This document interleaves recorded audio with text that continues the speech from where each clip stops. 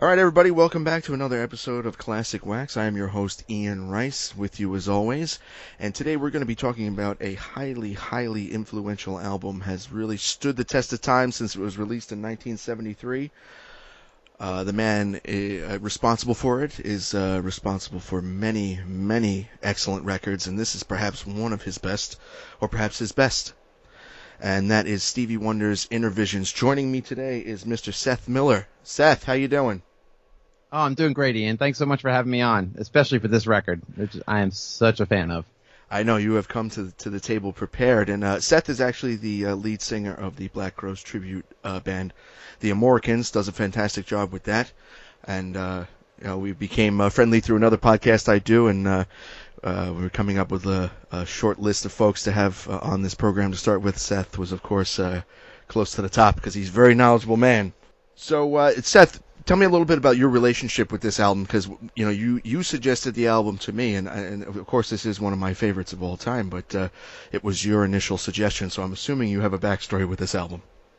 Yeah, Stevie Wonder means the world to me. In my humble opinion, of all the musical national treasures that we have in America, Stevie Wonder is the most valuable of all, especially of the ones still with us. As my dear friend Nina, she likes to say, and I frequently repeat on mic anytime I'm gigging and I sing a Stevie Wonder tune, Stevie Wonder makes your life better. That's just the way it is. It's a universal truth. It's just the way it is. Think of how much more the world would suck if we didn't have Stevie Wonder.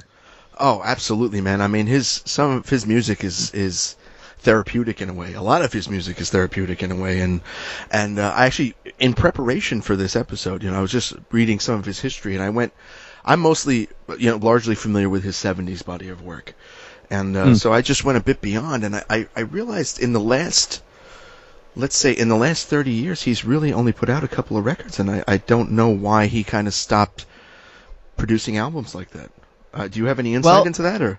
I honestly don't have an answer for you.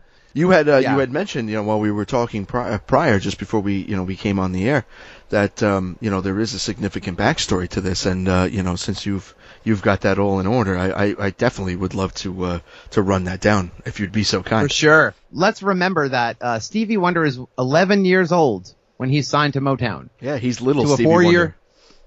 Let me say that again. He's 11 years old when Motown signs him to a 4-year deal. By the time Innervisions rolls around, I think he's on his third or fourth contract. So to put that in perspective, Stevie Wonder's 21 going on 22 when some of these songs start to get recorded, and he's 23 when it's released. But 1971 is really when this era of Stevie Wonder begins. I don't think you'd find anyone, biographer related to Stevie Wonder that wouldn't say that 1971 was the most critical year in Stevie Wonder's, in his whole career. And I would say, and you'll see why in a minute, that it's really May of 1971. And more specifically, the last 2 weeks of May of 1971 that really are like, this is like, there are just these sort of like moments in someone's life and in their career that matter, and the decisions they make really have a huge impact on the rest of their lives.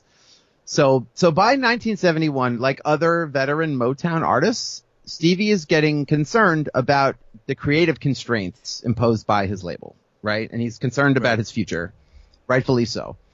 Yes. And I think the most really tangible, relevant, in his face example of this is the way that Motown handles Marvin Gaye's single "What's Going On" during the latter half of 1970. So, Berry Gordy, who's, he's an empire maker, right? Mm-hmm, he's generally opposed to the idea of releasing protest songs, So this all works itself out, of course, right? So Berry Gordy proclaims that "What's Going On" is the worst thing I ever heard in my life. He says this in print. It's quoted saying this. And Stevie believes in the song. Stevie Wonder, obviously he's right up there with Smokey Robinson and everybody else at Motown who's like basically the heart of the machine, right? Of course. And he believes in the song. He believes in what's going on. He supports and defends Marvin in an effort to get Berry to change his mind. And in the end, the only reason that single even sees the light of day is because the head of A&R, this gentleman named Harry Bach, risks his entire career, goes behind Berry Gordy's back, prints and distributes 100,000 copies of What's Going On to the record stores and distributors. And, you know, I mean, that's like, you're done. Not only are you gone from Motown if that doesn't work out, you're gone from the business. Who would ever hire you again? Exactly. You know, of course, the gamble works. It turns into a smash hit, you know, but the heroic measures required to do so are nonetheless remembered by the artists, right? Nobody wants to go through all that bullshit to put out an important song, you know, and Marvin's brother went to Vietnam, and that's what was the, you know, that's the heart of that tune. And so the album is not recorded, by the way. What's Going On is not recorded when that single comes out. And Barry says, Marvin, you got 30 days to get this thing out the door. Marvin finishes it in 10.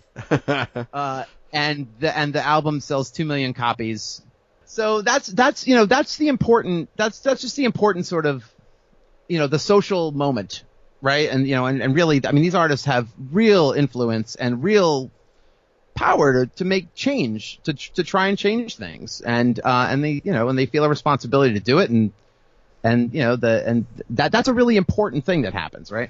No, I was just going to say, you know, at the time, like, many looked to these Motown artists, you know, as the voice of their community and their generation in a lot of ways, and Stevie in particular felt a huge responsibility to that. Yeah, no doubt about it. By early 1971, by most estimates that I've been able to put together, Stevie has earned Motown around $30 million.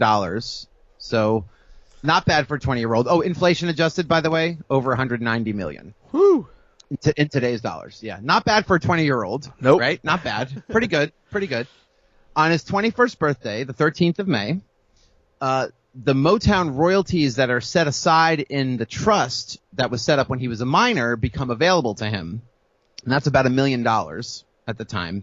And the very next day, after a huge Motown bash that they throw for Stevie for his 21st birthday at Berry Gordy's mansion, Stevie tells Berry Gordy that he will be seeking to disaffirm his then current contract with Motown, effectively opting out of his contract, because any contract that you sign as a minor is no longer enforceable when you become 21. So a nice loophole. And so Stevie hires this new attorney, this guy named Johannan Vagoda.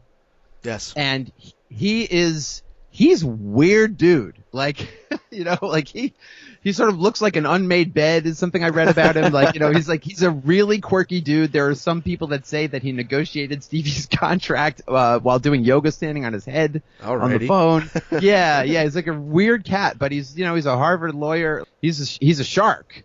But he's super weird, and he sort of like gets people off balance. And Stevie sets Vagoda onto this negotiation, and he goes to New York. He has gigs to do, and he's not going to get all mixed up in this. So Vagoda does his job not only on the dollars and cents, but he keeps Stevie out of it, right? Like, you know, Stevie's off creating, doing what Stevie does, right? And Vagoda's handling the business, and that's the way it's supposed to work. You know, he goes to New York. A bass player that played in, you know, that he'd been playing with, this guy named Ronnie Blanco, brings Stevie a copy of this really weird experimental all electronic synth record called Zero Time. Uh-huh. It's a debut album from this band called Tonto's Expanding Headband. Tonto's Expanding Headband is really a duo. It's two guys named Bob Margouleff and Malcolm Cecil. The album is really centered around this thing called the TONTO, which is actually an acronym. And you'd think I would have written that down, Ian. But the last O is orchestra, right? It's like a big, yeah. Maybe we'll edit that in later. Well, but, it's a revolutionary synthesizer, much like the ARP, you know. And there in fact are ARP synthesizers on this, and it's actually so Bob Margouleff is actually an old friend of Robert Moog. And the Tonto is sort of, it starts with the Moog and then they start building on top of it, and I don't know, I'm not a techie in this regard. I'm not going to try and pretend I know what I'm talking about here, but I have seen many photos of this thing, and it's crazy. It takes up like a whole room. It reminds me, you know, I'm a tech guy on my day job, and It reminds me of like when I look at computers that took up entire buildings in the late 70s, early 80s, that kind of right. like punch cards and tapes and stuff. It's sort of like the synthesizer, this thing that can make one note at a time. Well, it's like an old switchboard or something where you kind of pull cables out and move things around, and I mean it's intense. Right. It's exactly what it looks like. Yeah, no, it reminds me of like a 1950s like a telephone operator switchboard with like all these crazy wires hanging out of it, and it takes like two guys to run it while somebody's playing it, and it's just it's complete insanity. I mean, like anybody who didn't understand it must have been like, what are these guys taking? Like so, and they probably were, by the way. Yeah, like so. And so about a week later, somewhere on or around the like the 20th of May, he hears this record, and he wants to get his hands on this thing. Like he really wants to play it. And then a week later, on the Sunday of Memorial Day weekend, Blanco and Wonder show up at Media Sound Studios in New York, where Malcolm Cecil is working. It's like a walk-up place. He rings the doorbell. There's no video intercom in 1971. Malcolm sticks his head out the third floor window where he's upstairs fixing somebody's Mellotron. Right. He sticks his head out the window and he sees his buddy Ronnie and this black dude in a pistachio suit. And he goes, "Hey, can we check? I guess somebody wants to see the Tonto." He's like, "Can we check it out?" And he's like, "Yeah, sure, no problem." Goes downstairs. He opens the door. Ronnie goes, "Malcolm, meet Stevie Wonder." Stevie Wonder, Malcolm. And Malcolm's like, "All right, cool, man." And he's like, and Steve's holding the record under his arm. He's holding, Malcolm and Bob's record under his arm. And he's like, "Did you make this record?" And Malcolm's like, "Yeah, my friend Bob and I made it." And he's like, "Yeah." He's like, "Is that a keyboard instrument?" He said, "Yeah." He's like, "Can I play it?" I said, "Yeah, you can play it for sure." No, Stevie, no. Yeah, right. Yeah. He shows it to him. He starts to play a little. He doesn't quite get it because he's like, He's like, "What's the story?" He's like, "Oh, you can only play one note at a time on it." He shows him how to play it. 15 minutes later, Stevie's like really experimenting with it, and he goes, "Hey, can we record?"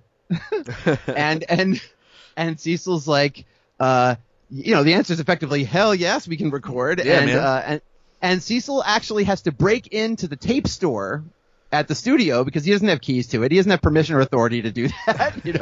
This gamble works out, obviously. At some point, in the next 36 hours, Margouleff shows up too. So whatever time he shows up there on Sunday, by the time they leave Monday, he's recorded 17 songs. Nice. This is prolific. 2 weeks after his. Yeah, this is 2 weeks after his 21st birthday. This also yields the beginnings of one of the tracks on Music of My Mind, and undoubtedly bits and pieces of things that would come later.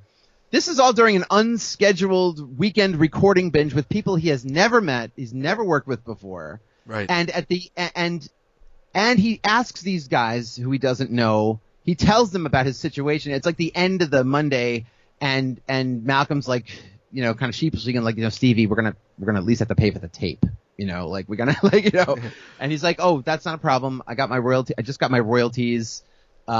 I can take care of it. I'm not under contract. I can do anything I want, and I'm not going to be recording in Motown studios anymore. I'm going to be recording where I want to record, and I want you guys to be my partners in all of this." Wow. Yeah. Pretty good weekend, right? Yeah. Not because they cut an experimental record, That's great. It's because they built a contraption and by the way, that record is like it actually does receive tremendous critical acclaim. I don't know if it wins a Grammy or not, but it's that album is actually it's a big deal in not in popular music, because the chance that you're hearing this thing on anything besides like a sci-fi talk show or like it's really out there. I listened to some of it along this, and it's cool, but it is, I'm telling you, man, it is way out. It does not resemble, other than the sort of the tone of the thing, it does not resemble Stevie Wonder music in any way, shape, or form. So let's just recap. By the end of May of 1971, 2 weeks after his 21st birthday, give or take, Stevie's become completely independent. He's seized complete total creative control. He establishes this critical new music relationship and begins making what is widely regarded as the very best music of his entire career. That's a pretty good month. Yeah, all in 30 days, By July 1st, Stevie has his new extremely favorable contract in place with Motown, and he and his new team are shot out of a cannon. They're cranking material out. Oh, and by the way, Stevie Wonder goes on tour opening for the Rolling Stones in 1972. Yes, I had forgotten about that, and that is such an odd pairing in a way, and yet perfect in so many ways also. Really, you got to give the Stones credit. They brought a lot of acts along, a lot of acts that otherwise you would never have heard of. I mean, The more recent of this, and this isn't recent, but like Living Colour is the one that I remember them really having. Like Mick Jagger had to get involved to get that band signed. That was. Yeah, I mean, but he took out Ike and Tina Turner really early, like before they were huge, and right. He's got a mention or two about those guys in this thing, actually. Yes, well, how could you not? So Bob Margouleff and Malcolm Cecil go on to work extensively with Stevie at this crucial moment. They play an integral role in the success of his albums from 71 to 74. According to Malcolm Cecil, one thing I've learned about him doing this research, he is a record keeper. And he's got 3 binders full of songs that they did with him. He's like, I haven't counted them, but I'm sure there were 50 songs released and another 200 that were unreleased that I knew about. Oh, so, think about the vault. Oh, would somebody please crack that vault open? Oh my God. It's like, you never hear about this stuff. I'd love to get, just to get a couple tracks would be amazing, That'd be something. Yeah. And this is actually a really interesting, it's noteworthy. Margouleff and Cecil are the only people ever who were awarded individual named Grammys for anything to do with Stevie's records besides Stevie, ever. But these 2 guys are the only ones who are named and have individual Grammys for any of Stevie's recordings. And that's saying something. Steve's got an awful lot of Grammys.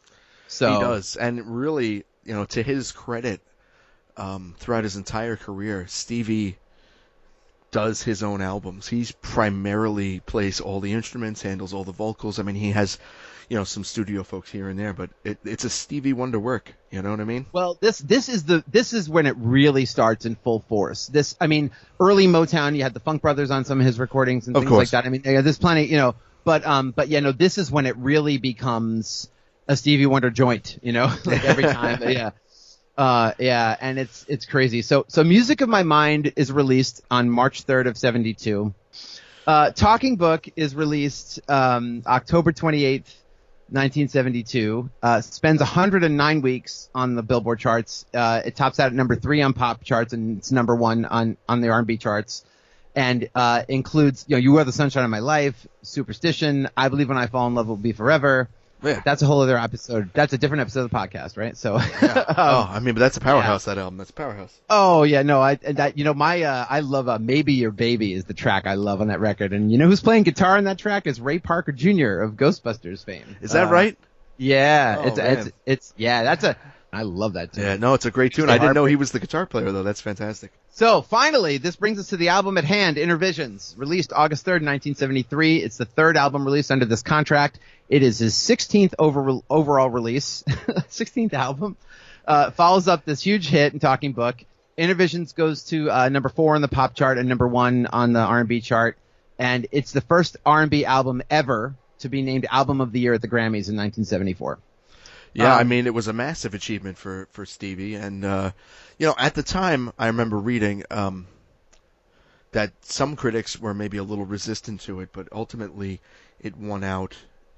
Obviously has stood the test of time, and but I do want to take this opportunity to point out that in our discussions prior to coming on air here, that you have repeatedly made mention of the fact that this is a stellar headphone album, and I do want to reiterate that if nobody has taken the opportunity to listen to this on headphones, you're really missing out on the wealth of stuff that you're going to pick up on. So yeah. Oh, 100%. This album's really a big statement record, and the mood of it in general is pretty serious. There are many aspects to that, but it's a serious sounding album. The themes vary. It's not monotonous in any way at all. But there's personal reflections. There's the political and social themes. Which was risky territory at the time. I mean, especially for a black artist to be doing social commentary. I mean, a lot of people in America at that time were not open to such things. You know what I mean? So he's taking a risk with his content. You know what I mean? And he's a pop artist too. This is a guy who's made a lot of hit pop records, and people are not always receptive to that. On top of the race issue, which is obviously very tangible and. I'd love to say that it's in our rearview mirror, but sadly it is not. No. So these issues are, they're intensely important to Stevie Wonder and obviously to so many people. A lot of the stuff's at the forefront of the country's mind at the same time that Stevie is really coming into his own. and fully realizing himself as an artist, which is saying something when you think about the body of work that precedes this. The thing that I always admired about Stevie Wonder is his message and his music and things always offer the light at the end of the tunnel. He always presents his message with hope in it, and I always thought that was a great thing about Stevie Wonder. There's a very love-centric message throughout everything. So, with the history lesson in the review, let's dig into the music. Like Talking Book before it, Stevie plays nearly every instrument on this entire album. There are 3 tracks where there are no other credited musicians performing at all. Yes. One of the things to me that makes Stevie so incredible is, aside from absolutely everything, is his ability to have a distinctive, recognizable voice on every instrument he touches.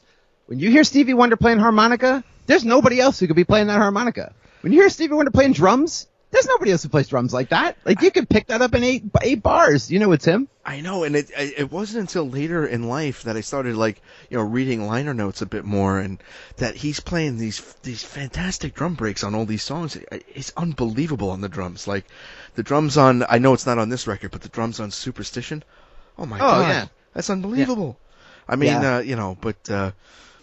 start diving into this record. I mean, there's a wealth of material here, but I mean, in 9 tracks, I think the running time is about 45 minutes or so. We probably talked longer than that already.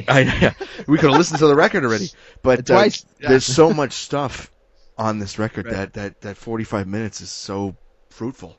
And but the album opens with, of course, a song about the pitfalls and the perils of drug use, and that's Too High. It's an unconventional choice for an opening track, I think. I mean, it kind of slowly eases its way in. That would be my way of summing it up. Really, it's not really something.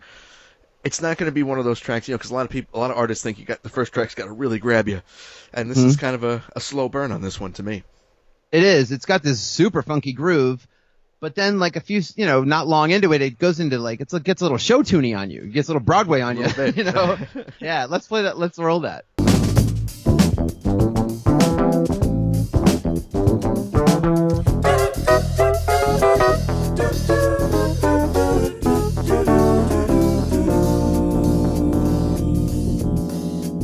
I'm too high,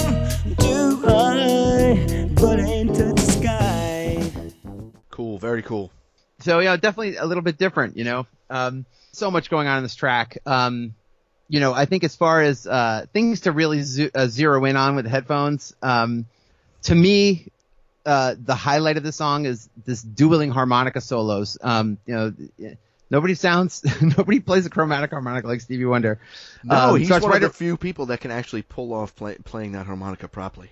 But yeah, the cool thing about this, make sure you got stereo on, if in case you're listening on your phone or something. The harmonicas are split left, right. The solos, it's 2 dueling solos, and you can, it's really worth listening to sort of separately and together.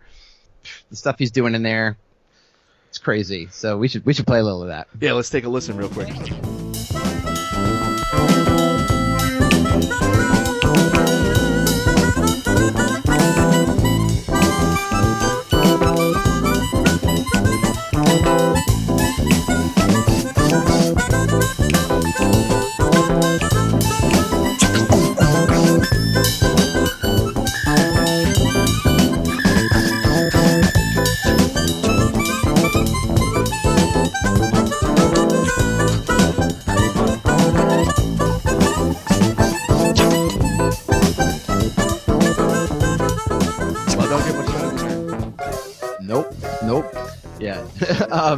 Yeah, there's a couple other fun little things in there. On the way into that solo, if you give it about 10 seconds before that, he's singing like room, and he's doing some really cool stuff in there, with vocals that he's singing bass parts, and you could practically hear him smiling. He's just he's obviously having a really good time with that. And then the Rhodes and the backup vocals during that Broadway part are really beautifully mixed, and the stuff's panning left and right, and it's just, it's ear candy left and right. It's a real fun track. Yeah, I think I read that Malcolm Cecil said it took him 6 weeks to edit the album, which considering everything's analog, the guy's, is brilliant. That doesn't seem like that long of a time. You think of all the things going on in these records. Oh yeah, I man. mean, it's you ever crazy. see old school when they're cutting tape, razor Oh, yeah. blades and stuff. I mean, that's crazy, man.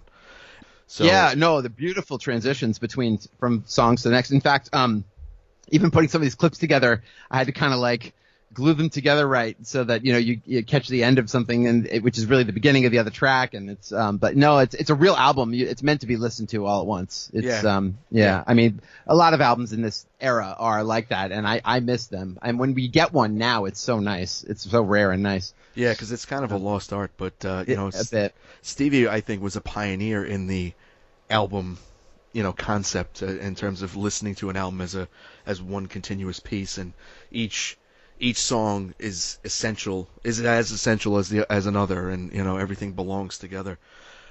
Which you can kind of see as Too High kind of gives way to Visions, which is a stunning track. Boy, the mood of this song compared to the rest of this album, and again, the more I think I like know something about Stevie Wonder, the more I realize I don't know shit. But like I can't think of another track in his catalog that resembles this in any way. It's a sonic masterpiece, just heavy. It's hypnotic almost. I mean, it really gets you. This is the only song on this album where there is no percussion of any kind. It's somber, it's pensive, it's serious, and it is totally in line with the lyrical content. And I'm going to promise everybody listening to this, if you haven't dropped off by now, that this is the only time in the podcast I'm going to get a little heavy. I think that you could release this song today as a commentary on the state of the world, and it would be strikingly poignant. It would really resonate. I mean, we're sitting here today, thank God for technology, and we can look at each other while we're doing this, which is great. I'm in Boston, you're in New York, right? But we're in the middle of a pandemic. Like people are dying, and you're in a hot zone, big time. And this on top of an increasingly urgent climate change crisis, and there's a very real existential question about the viability of personal freedoms as we know it, and if we're paying attention, democracy itself in places that we've never thought it possible, that certainly not in our lifetimes, that things could be different. And it's a frightening moment. And revisiting this song, listening to it, and really reading the lyrics and putting it under a bit of a magnifying glass, it made me really wonder about this song's content and message. And Stevie's asking himself here, and he's asking the rest of us too, maybe the only question that really matters, can the will of righteous men triumph over wrongdoers? Can we as a species protect the inherent beauty of this earth that we live in? Or is all this just wishful thinking? Is this just a vision in our minds? It's some pretty heavy stuff, I mean, this is 1973, and this is a question we're still asking ourselves, in 2020. So, I mean, how on the money was Stevie Wonder with this?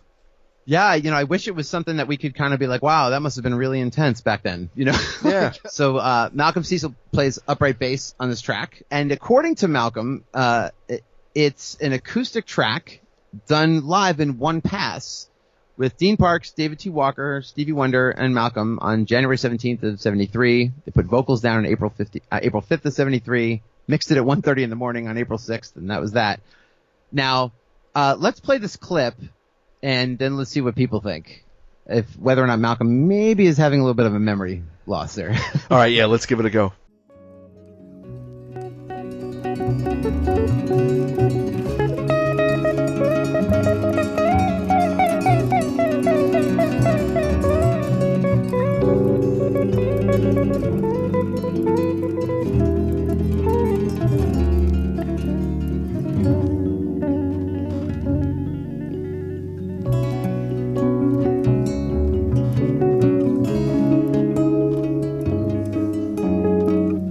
I'm not one who make the leaves. I know that leaves are green. They only change to brown when autumn comes around.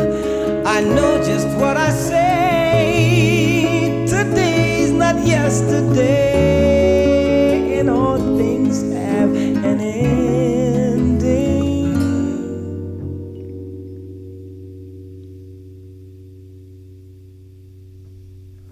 But what I'd like to know is, could a place like this exist so beautiful? Or do we have to take our wings and fly away to the visions in our mind? I don't know. What do you think? Well, first of all, I think it's just one of the most delicious, brilliant pieces of music I've ever heard. Oh well, yeah, of course. Yeah, first of all, yeah, it's yeah, truly. So I'd bet for real money that there are 2 acoustic guitar tracks in there. I don't know how you could be playing 2 of those things at the same time. And there certainly is the electric guitar on top of it. Maybe Walker played an acoustic track during the single pass, and they played that all live, and they laid the electric one down afterwards. I don't know. I was 2 years old when this thing got recorded, so I don't know. But maybe our listeners will chime in the comments when it posts. The guitar work on this track is brilliant. Going on the assumption that, and I hate to sound blasphemous, but I'm pretty goddamn sure there's 2 acoustic guitar tracks there. But the lead and rhythms really trade places left, right. They kind of swap them back and forth, and it's very much up front in the mix, and it really establishes the texture of this whole song. Especially because there's no percussion, you get the most percussion you're getting are like picks on strings and fingernails on strings, and it's like incidental percussion, Yeah, exactly. And one of these things, I know I'm going to nerd out a little bit here, but like around 3:25 when things get really quiet, if you're listening with headphones, you don't even have to have it up that loud. You can really hear these guys breathing, and just waiting, wait, and there's a long stop, there's a long pause, and the way it's coming back is Stevie is drawing a breath, like he's like, and what I'd like to know, that's how they know to come back in, and I'm sure they're all looking at each other too, but you feel like you're in the room, it's really immersive. It is, and it's. They could have taken all that stuff out. These guys, these engineers, you listen to this record, they could have done anything they wanted. Tape, schmape, they could have done anything, but they didn't. And that's a decision. It's brilliant to leave it in because it really is. It's brilliant to leave it in because it really sets the dynamics, and Stevie's use of dynamics on this particular record is unbelievable. Like dynamics is kind of like a lost art now because everything, especially when releasing on CD or MP3 or things like that, everybody wants it loud. So it's compressed as much as possible. So compressed. So the dynamic range is eliminated. I mean, this is a record that begs for that those peaks and valleys of the dynamics. It's beautiful. Probably sounds great on a pair of gigantic speakers.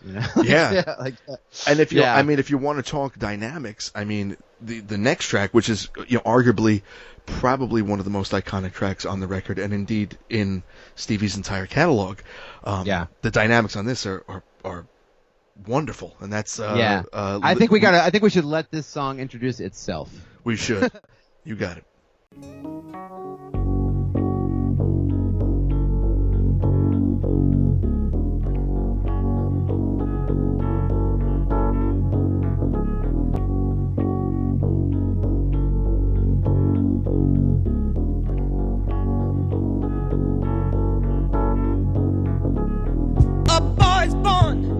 In hot time, Mississippi, surrounded by 4 walls that ain't so pretty.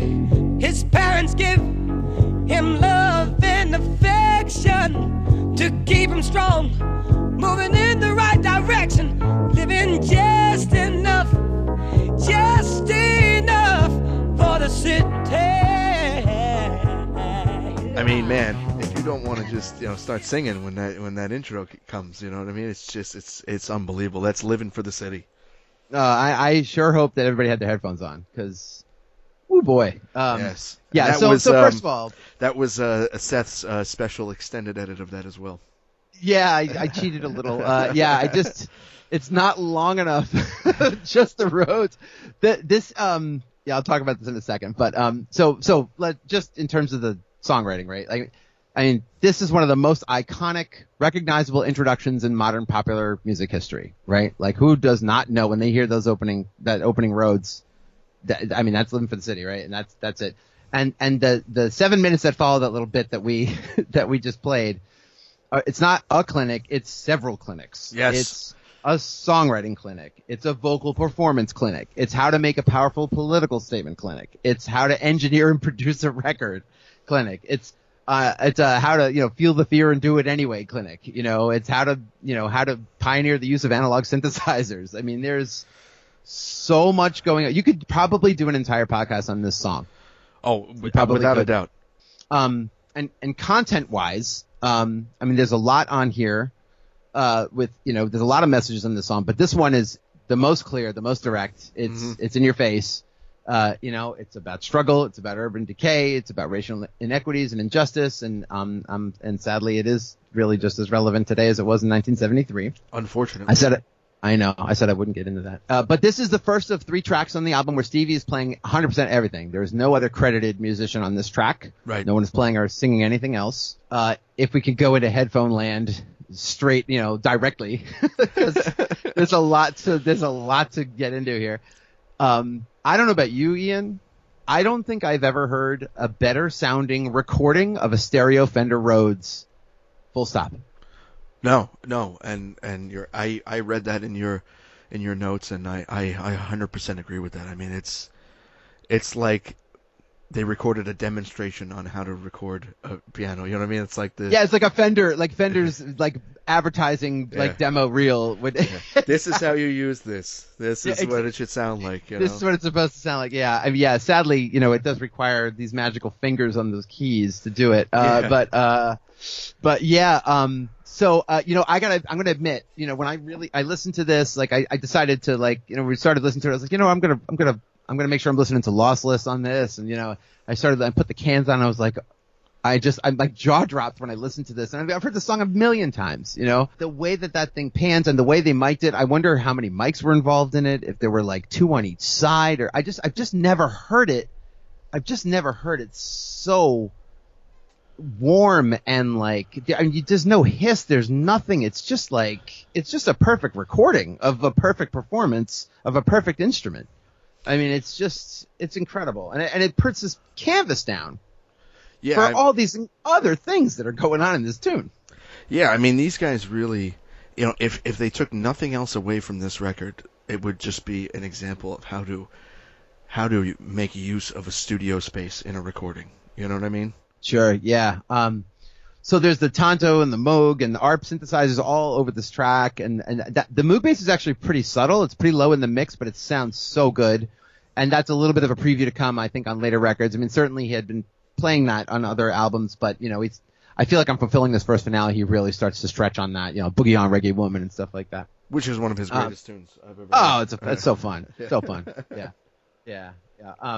Yeah, I know a guy in town here, this guy named Tom Appleman, who's a Berkeley professor, monster bass player, and actually saw him, digressing a bit, a few years ago. He sort of was the ringleader of this thing at Berkeley. They did a Songs in the Key of Life, like they did a whole concert at Berkeley Performance Center with Berkeley students and faculty, and mostly faculty, and he was playing about half the gig on on a stringed electric bass and half the gig on Moog bass. I could listen to him play that thing all night. He's a monster player. He's so good. One of the hallmarks of all truly great singers is that they've got more than one voice, right? They've got 2 or 3 or more, sometimes more. Like Prince has got like 5 voices, but then go to them at any given time, any moment, right? So Stevie's using everything in his quiver of arrows on this track. I mean, he's got the classic, the My Sharia Moore voices in there, the classic tenor soulful voice, the growly grumbles in there, the falsetto. Yep.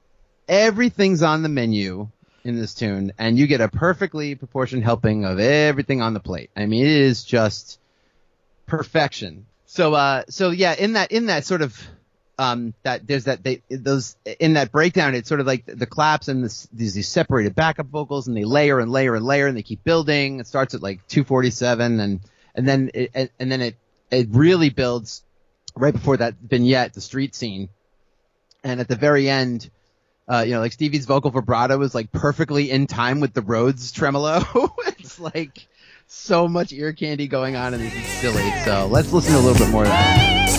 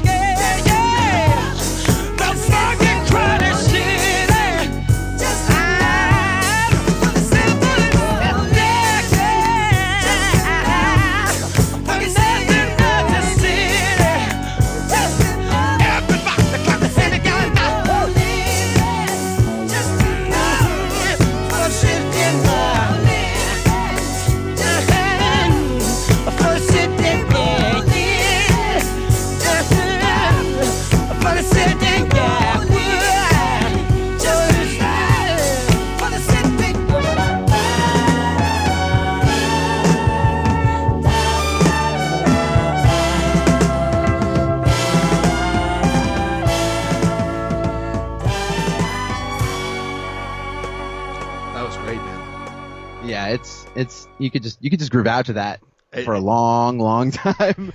Many a DJ, I'm sure, has spun that while they're figuring out what they're going to play next, for a while. I just want to talk for a second because this is actually kind of a really cool production note. Yeah, man. From Malcolm Cecil. So they really kind of went the extra mile on this.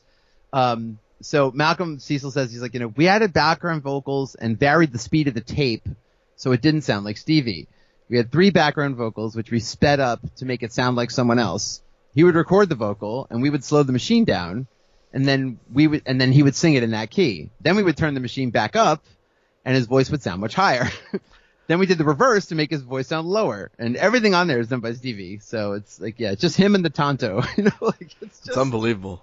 It's crazy. Yeah, it's just crazy. So. But then it gives way to that what you refer to it as a street scene, which is the best summation for it. But that's the first time I ever really heard something like that in a track, like that kind of, almost like a scenario playing out, Yeah, I mean, it's not done often. But then Stevie does get in her face. He does, and a lot of people would probably say it was about time. On a slightly lighter note, this is a fun fact. So Stevie's attorney that negotiated that deal, he's the voice of the judge sentencing that guy to 10 years in prison. That's him. Well, who better than to voice a judge than an attorney? You know what I mean? I wouldn't exactly call it an Oscar-winning performance, but I figured he'd been in a courtroom once or twice. Yeah. Yeah.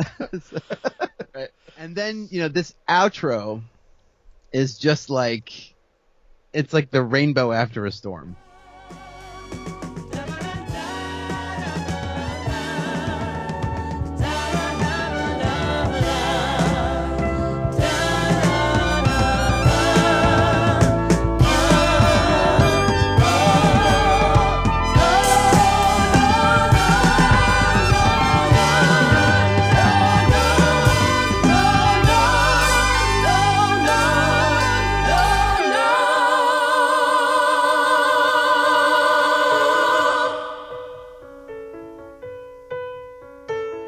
That's just perfect. You know what I mean? Yeah, and then resolves all the tension that's been building, and then it takes you into this choir-esque outro, which bleeds right on into the next track. It's fucking magical, is what it is. It just is magical. See, so good. Now, in because you were kind enough to send me all of your research notes before we recorded, and one thing I thought was interesting that I never knew before is that.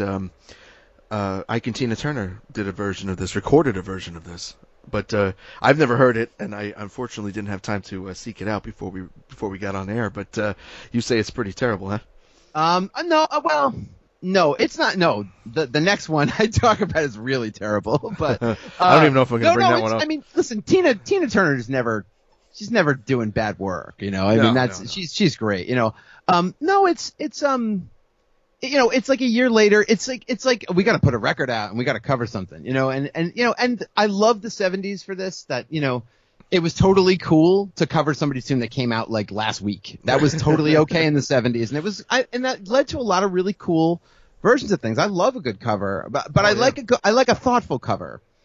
And I think so first of all, this song's been covered way more than I realized. This song's been covered like 100 times. Like it's crazy, which is amazing to me because this song falls into that category for me as like uncoverable. Like you can't, you know what I mean? Like you can't come around and make it as good or even do a variation on it that would be as interesting, I think. If just a few tracks from now I wasn't going to say the same thing about a different song, I would totally disagree with you. But I don't believe in the concept of uncoverable. I don't, except for in this one song that happens to be on this record. It's literally the only exception in my whole musical life that I think of. And I hope someone will eventually prove me wrong, but I haven't heard it yet. But we'll get to that in a bit. Tina, I mean, I just think it's mailed in more than anything. Tina's great, but the synths are super cheesy. The arrangement isn't really inventive. It doesn't really do anything special with it. And it kind of sounds to me like a reject from the Miami Vice soundtrack. Like, I just think. Just enough of a city.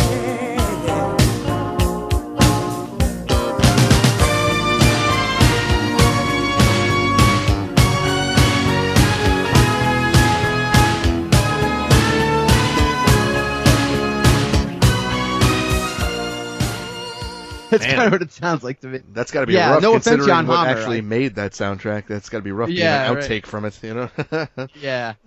Now I want to. This one really caught my ear, and when I say caught, I mean the wrong way. In fact, if you want to play it on the podcast, Ian, that's cool. I mean, it's your podcast, but I'm not clipping it. You can clip that on your own. No, Toto. I love Toto, but they decide in 2002 it is the most god awful version of this song. It's really extra terrible. It's like angry guitars and it makes no sense. I have no idea what possessed him to do it or to interpret the song this way. It's just awful. It's really bad. And it's so disappointing that it came from Toto.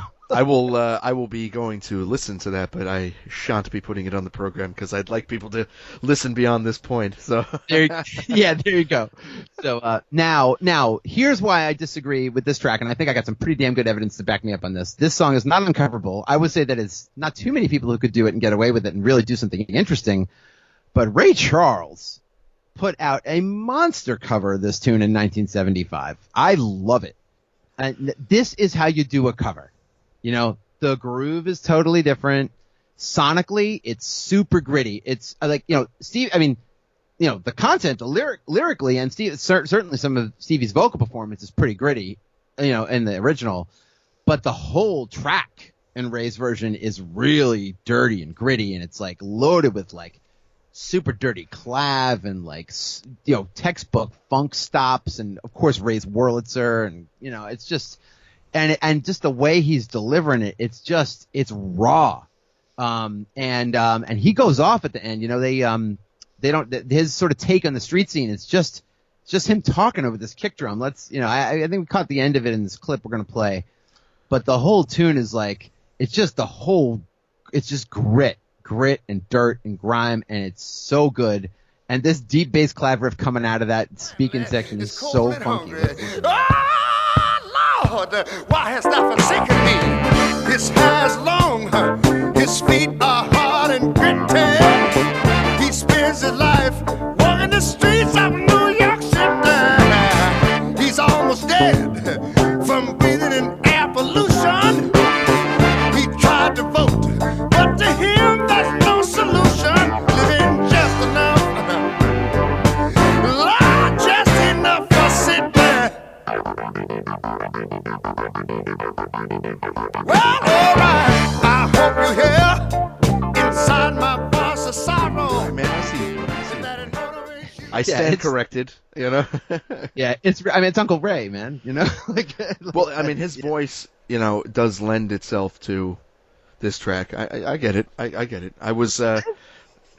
I was incorrect in saying that, but only Ray. Well, I was gonna say, you were mostly right, one thing also is interesting about, so this arrangement completely drops that whole, that da da da da da da da, that whole part is gone. It doesn't exist, and that's, it's a pretty major part of the song. It's an interesting choice. It serves to shorten the song by a whole minute off of Stevie's version, even though there is a fairly lengthy little, it's not quite as long as the vignette and the street scene in Stevie's version, but there's Ray gets your attention with what he's saying. I mean, it's like pretty intense. And it's a really fresh take on the song. I think it's true to the original while it's managing somehow to be, it's very much its own thing. That's a 5-star cover for me. I think it's great. Yeah, I mean, I would agree. Any song that could kind of straddle the line of staying true to the original, but also putting its own unique flair to it. I mean, that's a winner in my book. You know what I mean? Yeah. And I want to promise everybody who's listening that is definitely the longest we're spending on any one song. It's like there's just a lot to dig in. There's a lot to chew on in there. But speaking of winners in my book, the track that finishes out side 1, Golden Lady, fantastic track, unbelievable. Man. I don't know what it is about this song, Ian. Like some songs, it's not because some songs grab you because of lyrics and they remind you, they hit close to home or what have you. Some songs just musically, it's just so visceral. They get you right in the gut or the heart or wherever. And this, for me, this is one. I don't know if I heard this when I was like in the back of my dad's car when I was 6 years old and at a formative moment or something. But this tune really, for some reason, just gets me right in the middle of my stomach. And it's just a beautiful, gorgeous love song. The Hammond B3 solo, it's not a virtuosic solo. It's not like a virtuosic solo, but it's really tasty. But what makes it noteworthy and worth listening to is that it's not Stevie. It's not Stevie playing the organ. It's Clarence Bell. So let's have a listen to that.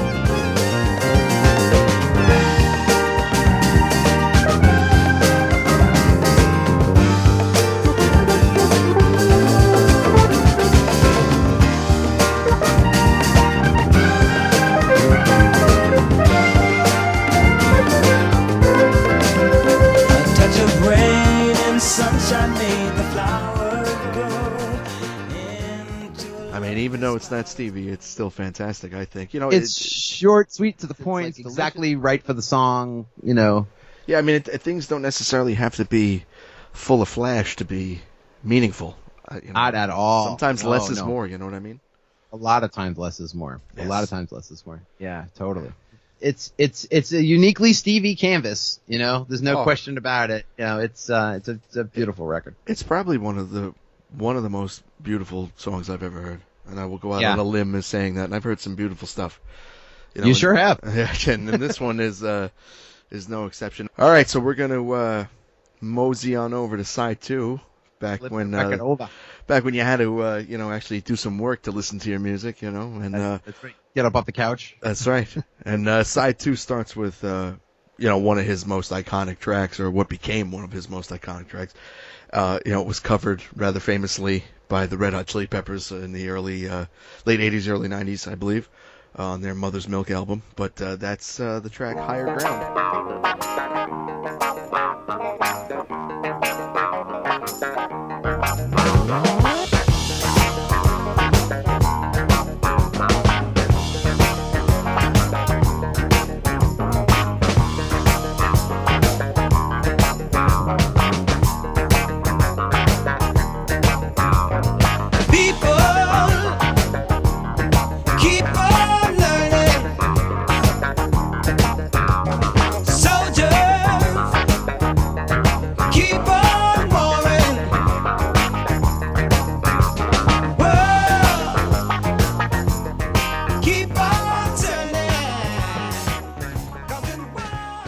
How can you beat that intro? You know what I'm saying? You can't. There's no beating that intro. You can't. It's one of the most, and it's one of the most, renowned intros. Like you hear that, you know exactly what it is.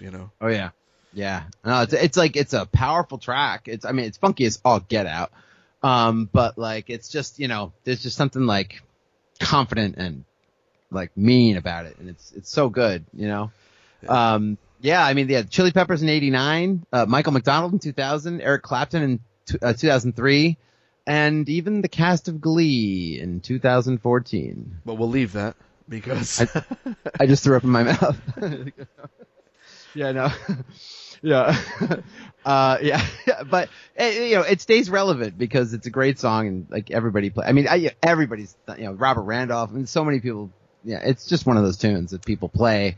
I mean, I don't have stats or anything, but I would say "Living for the City" and this tune are the two that most people, even casual fans, if they have been listening to music for the last, 30, 40 years, they know this song. I mean, this is just one of those tunes, Absolutely. Now, what do you think, just because it's the most famous, the one that saw the most success, what do you think of the Chili Peppers version of this? Because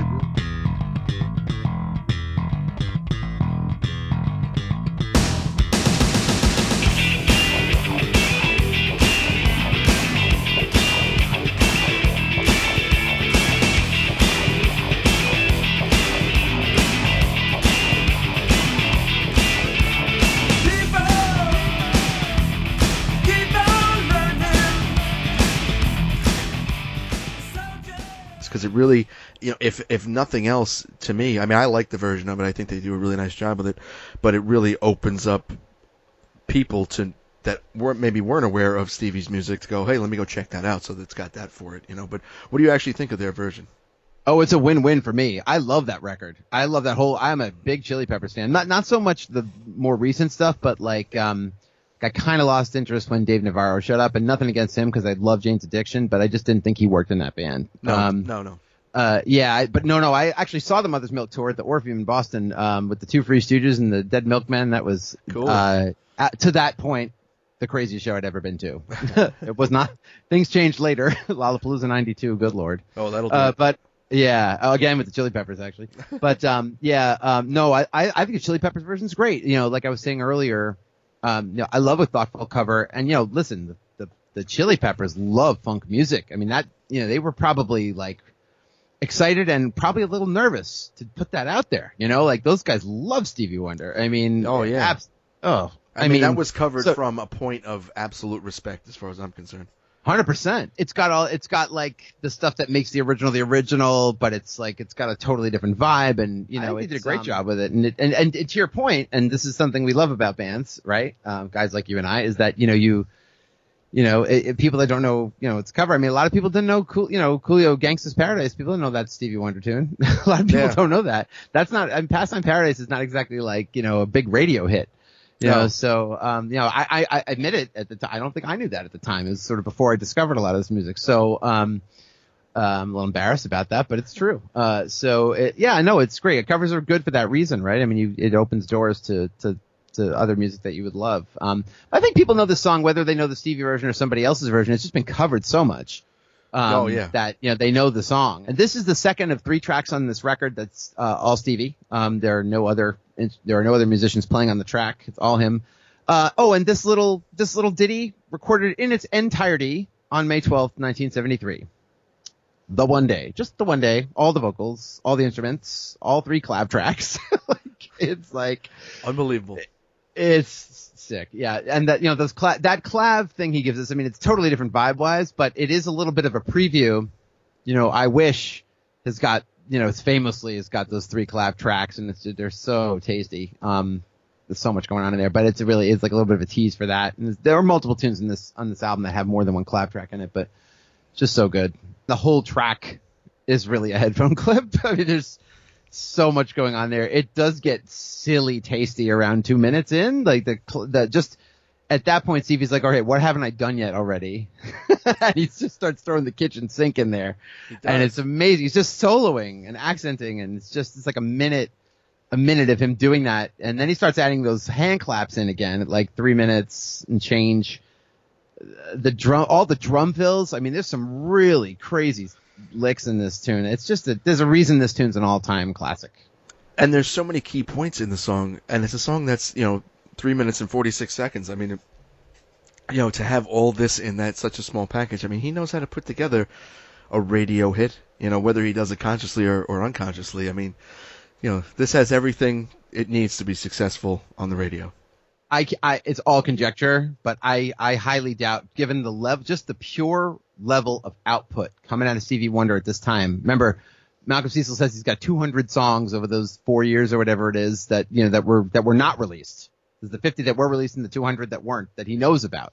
So, whether Stevie's like, oh, that's a hit, I kind of doubt it. I think it all just comes out of him, and he hands it over to somebody else. Here, sort this out. Tell me what's going to work the best. Yeah, I'm sure there's things like anybody, but you hear the beginning of that, and it's just like, oh man, this is going to be successful. Yeah, this is going to be good. Well, let me ask you this, because this is the next track is one point on the album that I like the track, I really enjoy it, but I am unclear on. I know there's a message in here, but I was never quite clear on what it is. That's the Jesus Children of America track.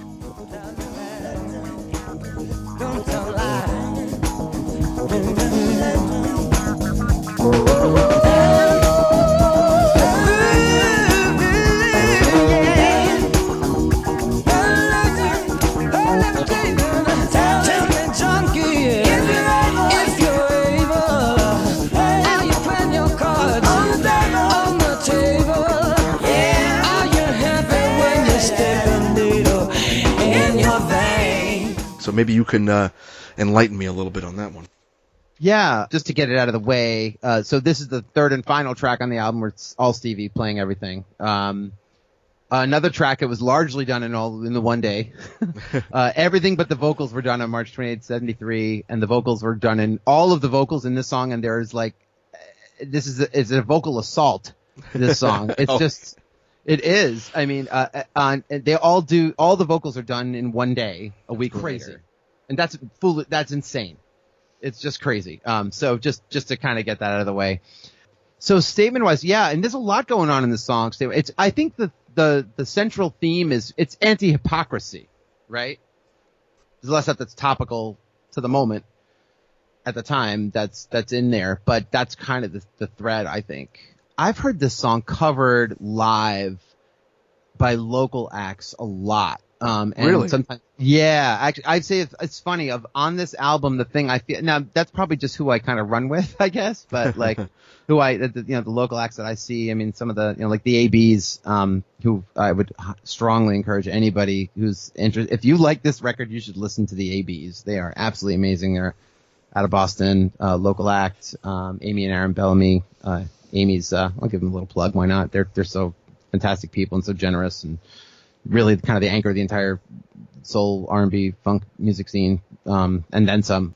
Yeah, this is just one of those tunes that, it's a cool deep track and you get real, real monster Lions players, Berkeley folks that are like, cutting their teeth at Wally's on a Tuesday or Wednesday night or whoever, or more, including faculty and everybody else, touring folks.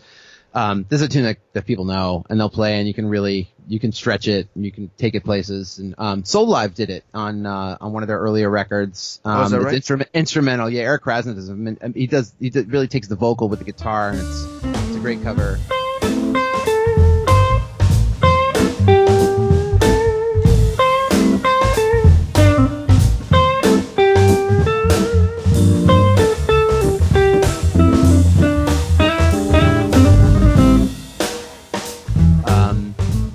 To me, the headphone thing to really focus on is those backup vocals the way that they build and they build and they build, and when you get to around 210, when it starts right before it starts to modulate, and it gets crazy. Let's listen to that.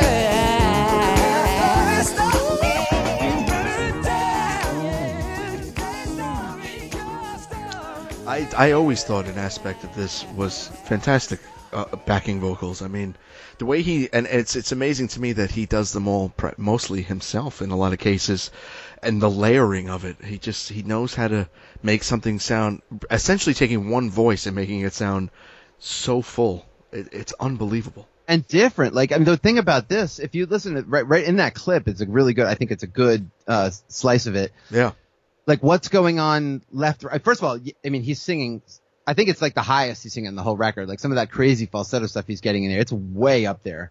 And, but like the voicing, it's all split left, right, and like the voicing and the things he's doing, he's not trying to sing in unison at all. He's it's all like, it's just like what he's doing with the harmonica solo in Too High in a way, or like, or the clav track in Higher Ground, like when it gets to that point where it's just all like dancing with each other, and he's doing the same thing with those vocals. Like, I mean, it's a completely different vibe, but it's the same like mechanism, you know? It's hey, absolutely. I'm gonna hit you with, now I'm gonna do it with my voice this time instead of the harmonica or the clav or the Rhodes, but I'm gonna do it with my voice. I'm gonna hit you here and here and here, and it's like, and it's just delicious, as if we didn't know. Steve was definitely paying attention in Studio A in Detroit, down at Hitsville. Oh yeah. With all those guys, with, you know, James Jamerson and Benny Benjamin and all those guys, and the tambourine in this track it's so Motown to me. Like, it's just the sonic quality of it, and the vibe of it, the rhythm of it. It's like old school Motown, and to my ear anyway, at least in what I've been listening to, it's higher in the mix than the drums. The drums are pretty well mixed down. It's the tambourine that's kind of holding that together. And and this was a really interesting production note on this. The very first thing that went to tape on this track was the Moog bass, not the drums. So he played the bass track first and then laid the drums down. That's pretty unusual. That is definitely unusual. It's worth listening to the whole track with that in mind, to kind of like, I mean, it also speaks to Stevie's he's a rhythm machine. You're messing with our heads now. Now with that in mind, now we're going to go back and listen, and you're going to hear heads exploding nationwide now. Yeah, it's an unusual thing to do, and it's if anybody could pull it off, it's this guy. So and all right, I'm going to full on nerd alert.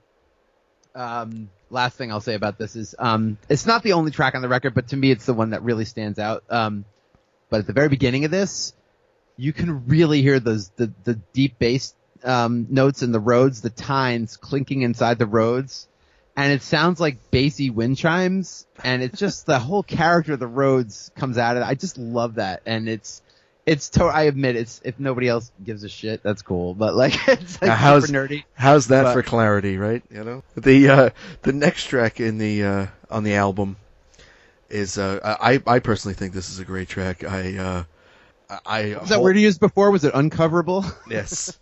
I like that word. Is this the one for you? This is the one, yeah. Well, I was just going to say I agree with your notes in saying that the vocals on this are amazing, and that's All in Love Is Fair. So cold, you either win or lose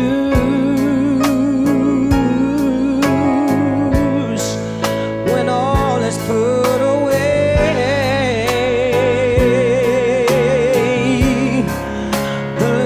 Side I play,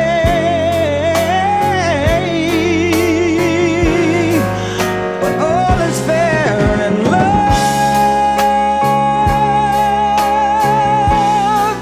I should have never left your side. A writer takes his pen to write the words again, that all in love. Man, it's just awesome. You know what I mean?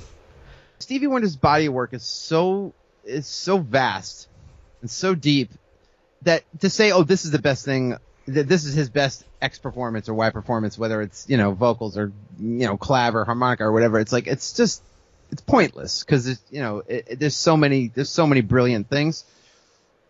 But if you're going to make a list, this has got to be damn near the top of it. I mean, listen to Stevie sing on this track. It is bananas. One of the things I came across last in all my prep was, Cecil said that it was like a composite of 4 separate performances. And I was like, oh God, thank God that wasn't like one take. Like, this is not a human being, you know, like, yeah, that would be a little too godlike, you know? Well, and, you know, it's, you know, you call it like you see it, you know, but, yeah. I love a thoughtful cover. I really do. And I'm the lead singer in a tribute band. Right. So like, I want to put that perspective, right? I don't think anyone else should sing this song. I just don't. I want to be disabused of this notion. I would love to hear somebody do something with this song that made me go, wow, I was wrong. I really would. I've heard a lot of people.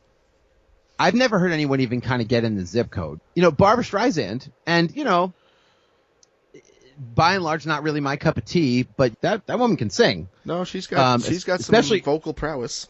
Or yeah, especially earlier, you know. But yeah, she released this and actually had a pretty good hit with it in '74. I listened to it. It's just it just doesn't. That's probably a bad example. I mean, you know, maybe Alicia Keys could do something with this tune, or John Legend, or I don't know. I don't know. But like I just don't. Every time I've ever heard anyone sing it, whether it's amateur or like seasoned pro superstar, it just doesn't work. And I hate that I say it because this is the only song I could think of in my whole life that I say this about. I just don't think anybody else knows how to sing this song. No, man, it reminds me of like having somebody cover this song. They may do a passable thing with it. Like, I'm sure I haven't heard Streisand's Virgin, but I'm sure it's, competent enough. But like, it reminds me of when serviceable and Caucasian. Yes. It reminds me of when I saw David Lee Roth solo.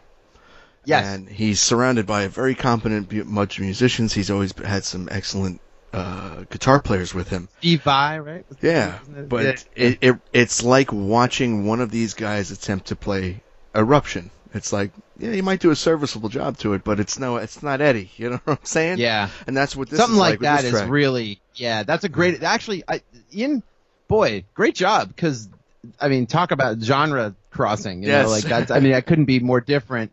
But yeah, you're right. I mean, there's something really to that. I mean, Eruption is like, that's just the concept of what that even is. Right. And it's, that to me, it's like, that's a piece of music, much like this track, where it's like, it takes that original person to do it properly because they know all the inner workings of such an intricate piece of music. You know what I'm saying? I know exactly. And intricate is exactly the word I was thinking of. It was right before you said it. The details. Yeah. And there's a lot of those details in this, in All in Love Is Fair, no question about it. And just there's also just the sheer raw power and talent. I mean, like the length of the notes, every phrase, he's just holding those impossibly long. It just, I don't know. It's just, you hear that and just like, all right, I guess he's the guy who's going to sing. That's right. Yeah, no, it's special track. It leaves the next track. You would think it's got some a lot to measure up to, but I mean it does a very good job in my opinion. And that's don't you worry about a thing. Yeah, this tune. This is the only song on this whole record that's truly lighthearted. Yes. I mean, his sense of humor really comes out. And one thing I'll say from having been fortunate to see him live a few times, he's really funny. Yeah, like the last time I saw him, I saw the 40th anniversary Songs in the Key of Life show, which was really a spectacle. It was like full orchestra and brass, and it was just mind-numbingly good. It was an arena show. And he made, I'm pretty sure it was 3 separate blind jokes. Like during the, he's like, everybody's like standing up and they would not sit down. It's like really lengthy standing ovation. And he's like, oh, you guys just stood up so I could see you better. And I'm like, only Stevie Wonder gets away with this joke, Listen, man, if he didn't have some kind of comedic chops, they wouldn't have had him host Saturday Night Live. Serious? That's right. That's right. Oh, I remember that. Oh man, that camera commercial. Oh my god. So that takes somebody who's not taking themselves too seriously. That's true. Yeah, absolutely. But it really leaps off the record here. Right from right after that first, piano, that, it's so funny. Yeah. Yeah. Let's play that. I like the, just before we get to the clip. Yeah. I do like the Latin elements. Oh yeah. This. I really enjoy it. But, I'm sorry. Let's just listen to that intro real quick.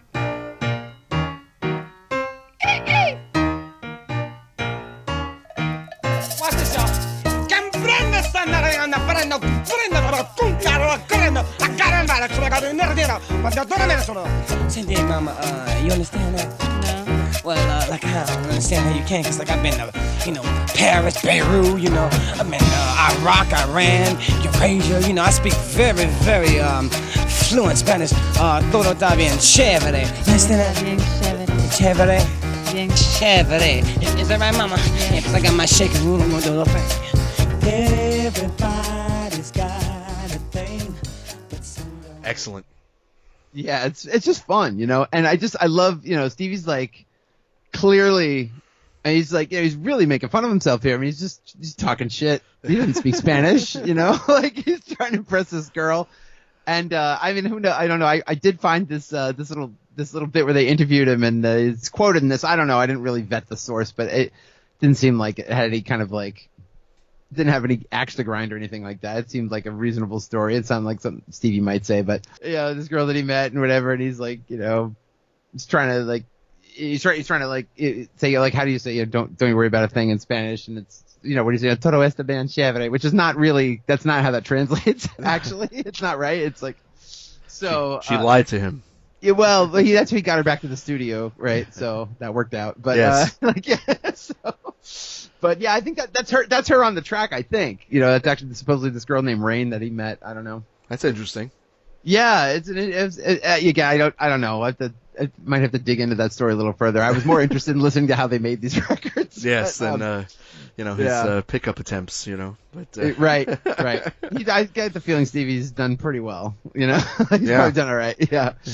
But I love this track. I just think you're right though, it is very lighthearted, but I think it's necessary coming off of something that All in Love is Fair, because it's such a serious affair. It's true. You needed a little break, especially going into the next track too.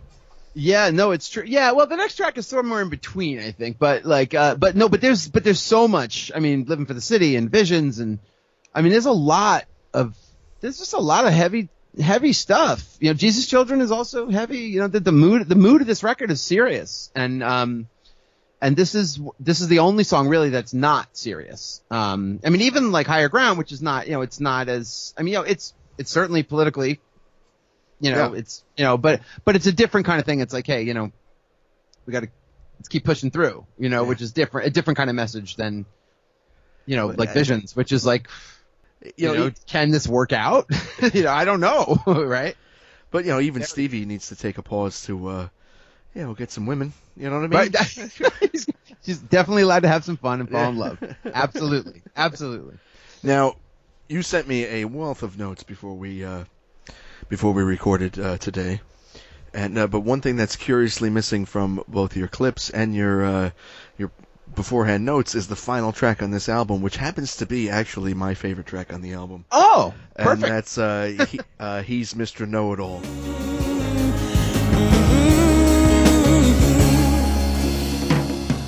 He's the man with the plan, got the counterfeit dollar in his hand. He's Mr. Know-It-All. And, which from what I understand is a little dig at Nixon, which I never picked up on until I was researching a little bit. I read that too. I mean, I've read different things. Now, You Haven't Done Nothing, which is on the next record. That is 100. That's an open letter to Richard Nixon. That song is, I've read that too. That Mr. Know-It-All is also about him, but it's also, I think it's also about like, a lot of douchey, shady characters in the record business too. Yeah, people that just talk out of both sides of their mouth. You know what I mean? And, everybody, the biggest talker. That kind of thing. It's But I always like this song musically just because of I like the lilting quality of the melody to it. No, piano, like that whole, just even his vocal on that, I just think it's. If he shakes on a bed, he's the kind of dude that won't pay his debt. Oh, he's Mr. Know-It-All. Great, and the congas he lays down on it gives it a cool rhythm to it. So the only instrument Stevie's not playing on this is bass. It's Willie Weeks playing bass on this track. But Stevie's playing everything, including those congas. Yeah, that's a great call. It's a good pluck out there. There are percussionists throughout this album. Like Golden Lady, there's Larry Latimer, and Don't You Worry About a Thing. The shaker is actually they had somebody do that. The Yusuf Roman kind of reminds me of the pro tambourine player from a book we read. But it's worth digging in a little bit further about who it's really about. I think it's one of those tunes that they really could be about more than one person, Yeah, kind of like Curly Simon's "You're So Vain." It kind of is like an amalgamation of, different people. It's about two or three people, right? Yeah. I mean, I think that this track really finishes out the record nicely and ends it on a high note. Now that brings us to the close of the record. I mean, final thoughts on this one? Overall. I somehow love this record even more than I did before you asked me to be on the podcast, Ian, and I thank you for that. Because so many times I listened to this album, but I learned so much, and really to learn about Margouleff and Cecil and how that all happened is I also love a good business story, and this is right up there. I mean, it's remarkable what happened in May of 1971 to Stevie Wonder, and you're not going to find a whole lot of records that would rather listen to than this one when it's all said and done. It's a masterpiece. It lives up to the billing. It holds up. It doesn't sound dated. It's just it's a brilliant album. It's made it these 47 years and still has a place. And look, here we are. We're talking about it. We're talking about it with such enthusiasm that hopefully it will, inspire people who maybe haven't heard it or haven't heard it in a while to get it back out and listen to it. So.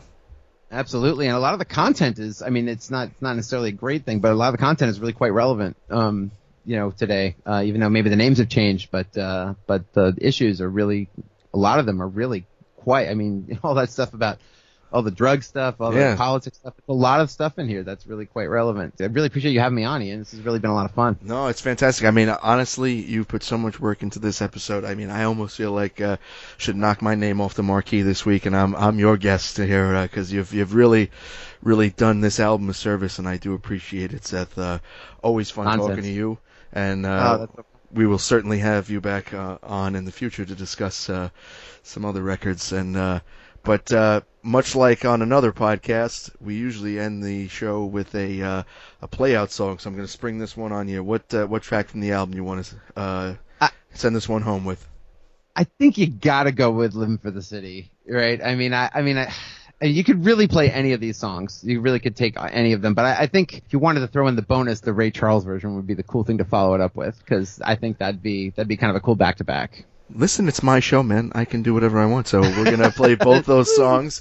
Before we go, just as I mentioned at the top, Seth is the lead singer of the Americans, a fantastic, fantastic Black Crowes tribute band. Thank you very much, Seth. I do appreciate you coming on. And with that, this is both versions of Living for the City. Thanks a lot, everybody. Thanks so much, Ian.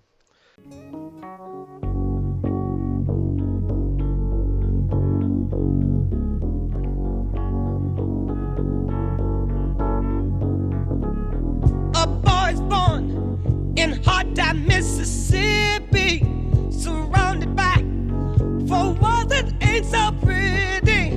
His parents give him love and affection to keep him strong, moving in the right direction, living just enough for the city.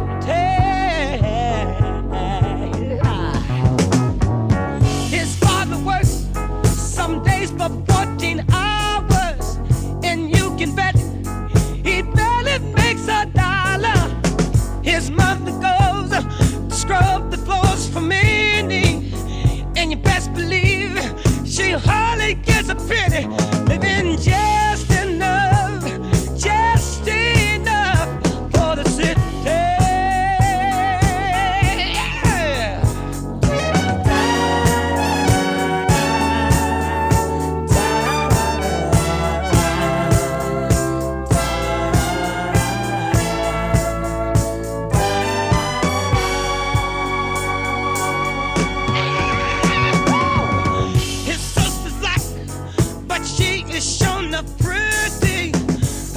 Short, but Lord, her legs are sturdy. To walk to school, she's got to get up early. Her clothes are old, but never are they dirty. Living just enough for the city. Her brother's smart, he's got more sense than many. His patience long, but soon he won't have any. To find a job, it's like a haystack needle, 'cause where he lives, they don't use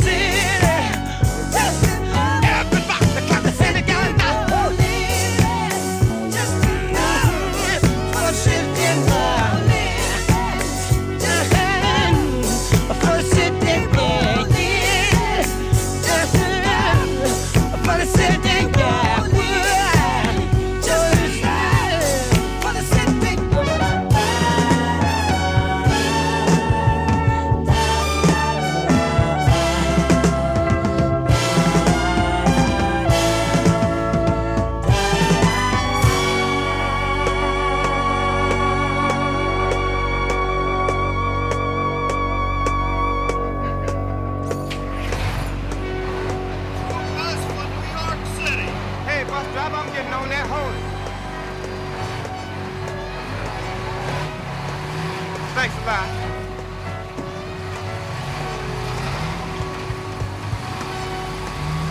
Wow. New York, just like I pictured it. Skyscraper and everything.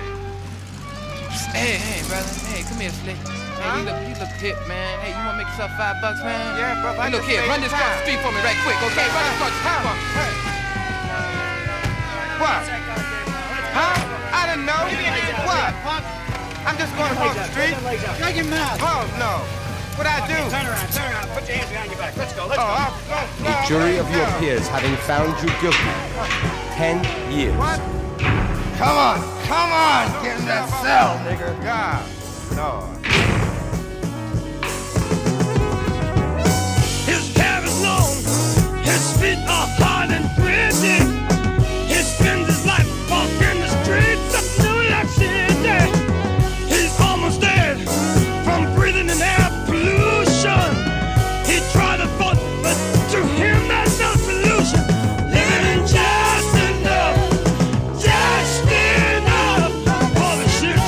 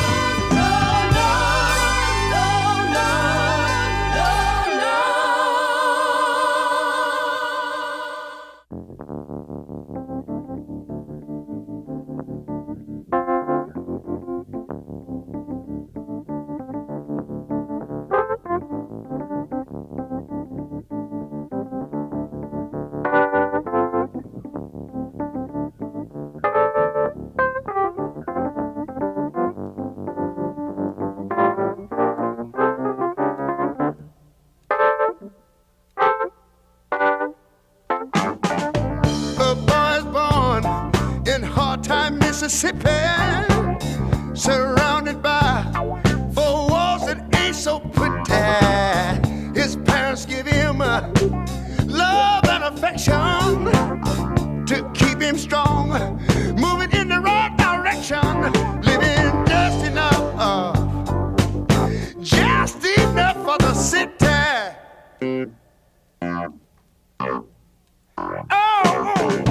His father works some days for 14 hours, and you can bet he barely makes $1. His mother goes to scrub the floors for Minnie, and you better believe she hardly gets a penny, living just enough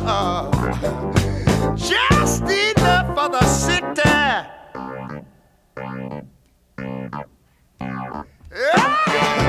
His sister's black, but she is showing up pretty.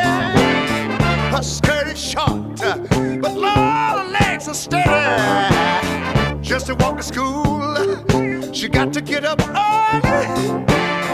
Her clothes are old, but never are they dirty. Living just enough, just enough for city.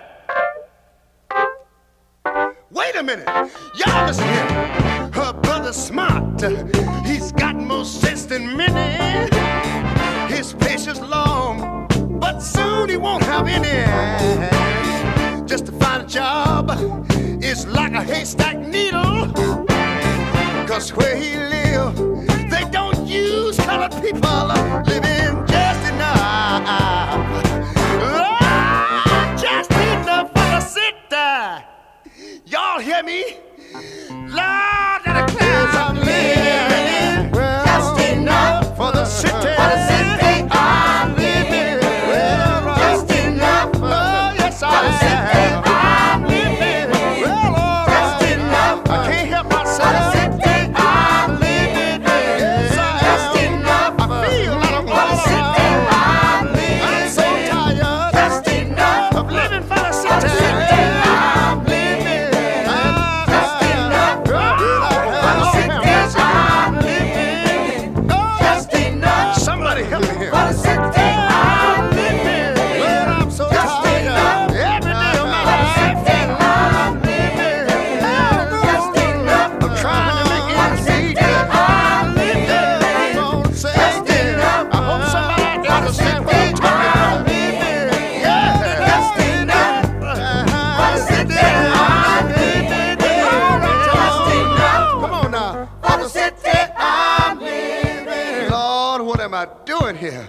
With all this pain and suffering and misery, with all the rape and the drugs and the murder in the streets, and the rats and the roaches crawling all over everything, and I can't find a job nowhere. My electricity has been turned off. My gas don't burn no more, and the water has stopped flowing, and my poor family is cold and hungry. Oh, Lord, why hast thou forsaken me? His hair is long, his feet are hard and gritty. He spends his life walking the streets of New York City. He's almost dead from breathing in air pollution. He tried to vote, but to him there's no solution. Living just enough, Lord, just enough for Sydney. Well, alright, I hope you hear inside my voice of sorrow, and that it motivates you to make a better tomorrow.